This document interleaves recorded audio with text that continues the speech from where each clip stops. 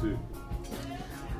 Actually, the blessings in my life, because I found out about this from a family member, and I was blessed to actually come across a wonderful man named David Robinson.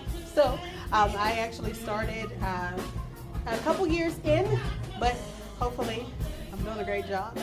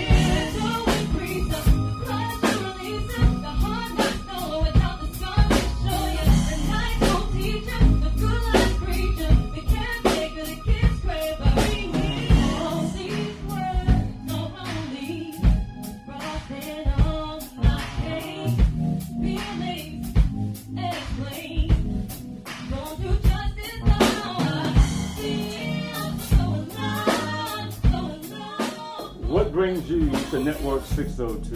Desperation, no. I've heard you do a Heather Headley song, and you put an amazing amount of passion into that song. Why is that? I can actually really relate to this song after my huge experiences in relationships. And the person that I'm with currently makes me feel exactly the way that she describes it in her song. So it was very easy for me to just kind of fill in the spaces where the emotions come out of. So. Early in the morning, I put breakfast at your table. Make sure that your coffee has its sugar and cream. Your eggs are over easy. You're just unlike me. All that's missing is your morning kiss that used to greet me.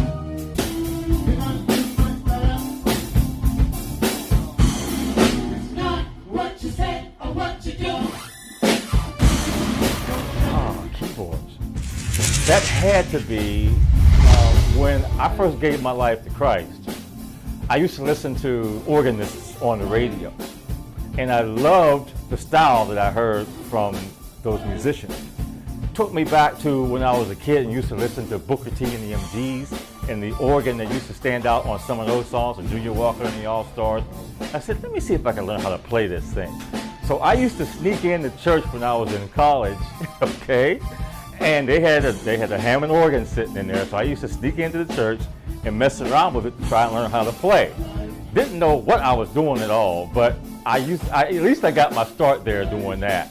And that progressed and that progressed, and I wound up joining the choir down there, and we had this killer piano and organist who was our choir director. And I said, I'm going to learn some stuff from him. So I did, and that was basically how I took off as being a keyboard player and organist.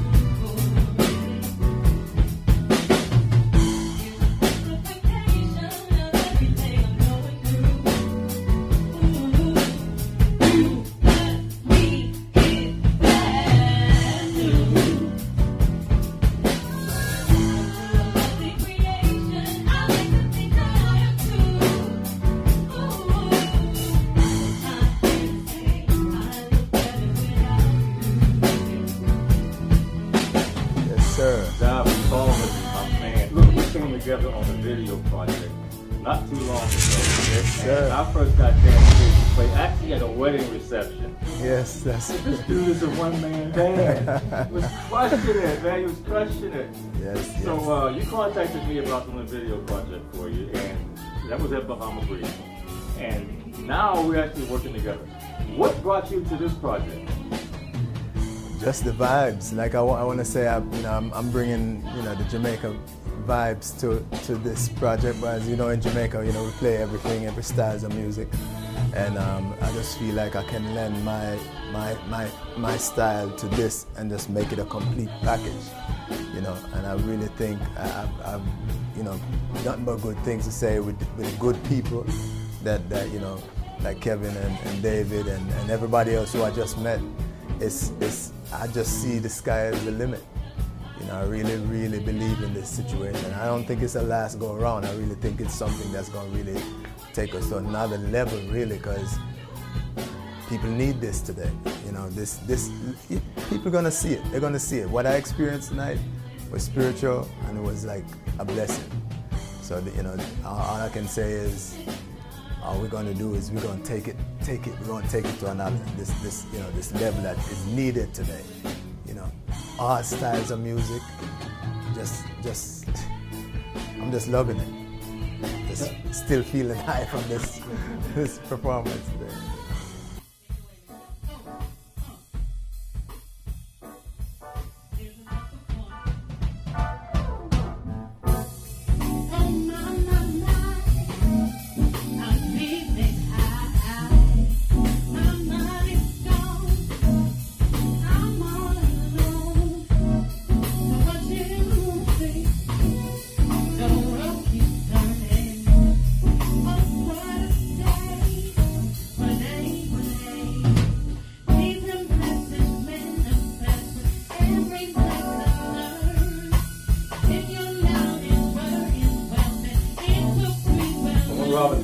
What on earth is this all about?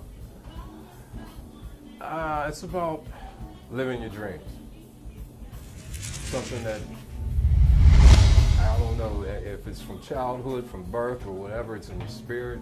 Music has been my life. I came up playing classical violin, drums first instrument, violin, went through the string instruments, ended up at bass. And I think the first taste that I really had of stage is when I was in an organization called the Ozanam Strings. A lot of talented brothers and sisters, musicians as children here in Pittsburgh that performed and learned to perform as an orchestra. And the opportunities that has come from that, a lot of well-known musicians and players around here in Pittsburgh are from Ozanam Strings.